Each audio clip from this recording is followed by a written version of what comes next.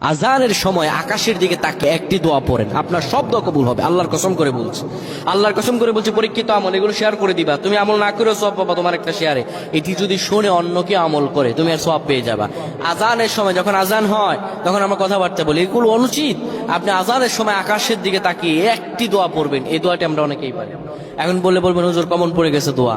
আমরা অনেকেই আল্লাহ তাআলার কাছে এটা ওটা চাই, কিন্তু সঠিকভাবে চাইতে জানি না। সঠিকভাবে কোনো ব্যক্তি যদি চায় আমার আল্লাহ তাকে দয়া করবেন। আল্লাহ বলেন, বান্দা উদউনি আস্তাজিব লাকুম, আমার কাছে চাও আমি আল্লাহ সব দিয়ে দিব। সুবহানাল্লাহ।